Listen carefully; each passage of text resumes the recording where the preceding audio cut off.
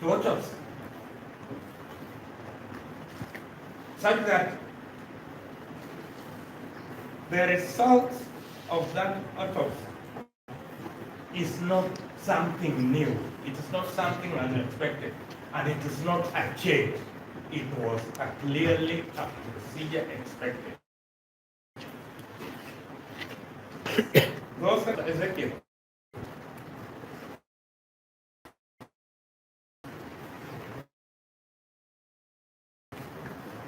From Adiona, now to drag this one, his name is witch hunting. Yona is my submission, therefore, that for Yona, that there is not a change, and it's not a change, particularly a change that they say should now amount to a compelling reason.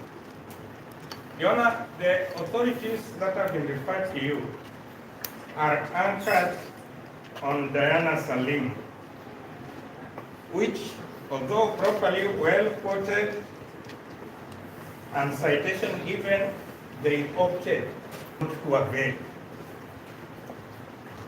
I happen to be concerned with Diana Salim. And the change in Diana Salim, which they are not disclosing to you here, is that Diana Salim had been charged with the offense of murder of one person. Remember the terrorist activities in Lamu. Then investigations revealed the death of other 60 people, such that the change was from one count of murder to 61 counts of murder.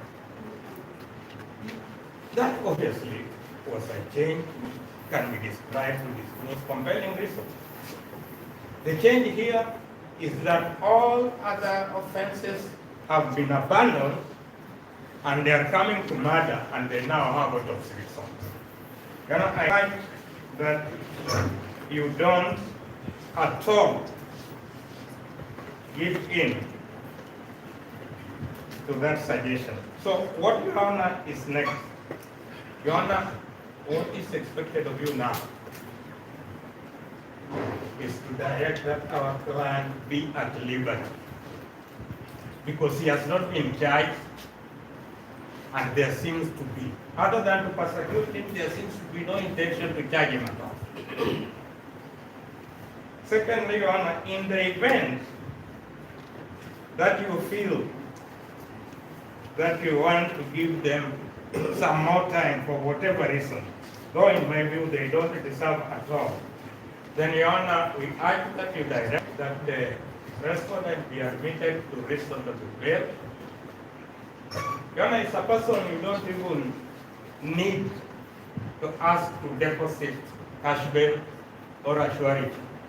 He's a non-evangelist. You can only ask him, Pastor Ezekiel, come back here on Monday, and he will come back. Just writes a note and he goes. So you're talking about Exactly, Your Honor. You're a personal bond. Even his word without committing it anywhere, we will still count that. That's all. Yana, the affidavit is very, very clear. It needs days for further investigation. 3 things. Post-mortem. He will not be required to be present when post-mortem will be done, so that you detain him, because he will be required for DNA. His DNA sampling and analysis will be done in government premises to his exclusion. Number 2, Your Honor, they are saying he's likely to be charged for murder.